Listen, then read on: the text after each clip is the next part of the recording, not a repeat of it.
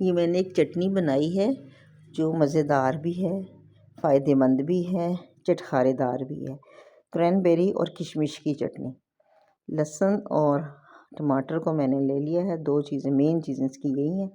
इनको मैंने इसको टमाटर को बारीक काट के और ये लिया है लहसुन, और साथ मैंने डाला है इसमें एप्पल विनेगर। ये घर का बना हुआ है। ये जो मैं अब बॉटल दिखाई है ना, ये घर की बनी हुई है और बहुत ही कंसनट्रेटेड है और ओरिजिनल सही सिरका है, पानी नहीं है इसमें, कंसनट्रेटेड किस्म का सही सिरका है। तो ये भी नेचर्स फ्रेश वालों का लिया है मैंने, और ये इस चटनी में इतना कंसनट्रेटेड है कि ये इतना ही काफ़ी है।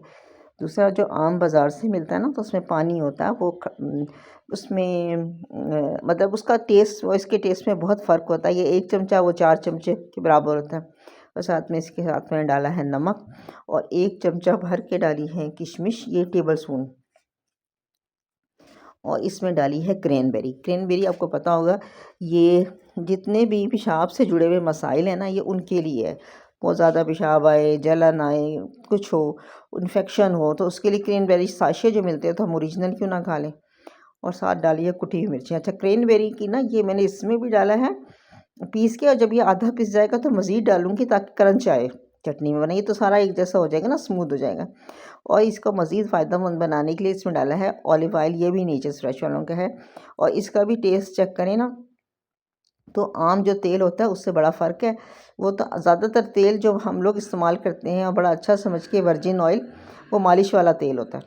ये घर का निकला हुआ तेल है, ऑलिव ऑयल। ये मैंने बस इतना ही लिया। इसका टेस्ट भी बड़ा स्ट्रॉन्ग है, इसकी स्मेल भी और इसका टेस्ट भी। और ये पाकिस्तान में ही होता है, जैतून, जंगली जैतून, उनसे निकाला जाता है। और ये हमने जनाब इन सब चीज़ों को डाल के कर लेना है ब्लेंड। इसका ना बनाना भी आसान है। इसमें इंग्रेडिएंट्स देखिए कितने कम है, कोई ज़्यादा चीज़ें नहीं हैं, लेकिन इसका टेस्ट बहुत अच्छा होता है। और थोड़ा सा मैंने डाला है पानी, जो इसमें बाकी चीज़ें लगी थी इसी प्लेट में जिसमें चीज़ें रखी थी ना, यही पानी डाल दिया। अब इसको ब्लेंड कर लेना। और ये मैंने डाला है चटनी को ब्लेंड करने के बाद, ये देखिए आधी ब्लेंड हो चुकी है। फिर क्रैनबेरी दोबारा डाला 1 चम्मच। अच्छा, नमक और मिर्च ये आपने अपने जायके के हिसाब से एडजस्ट करने, और सिरका भी, क्योंकि आप लोग यूज़ करेंगे कमर्शियल सिरका तो उसको ज़्यादा पड़ेगा। और ये देखिए इतनी मज़ेदार किस्म की चटनी तैयार।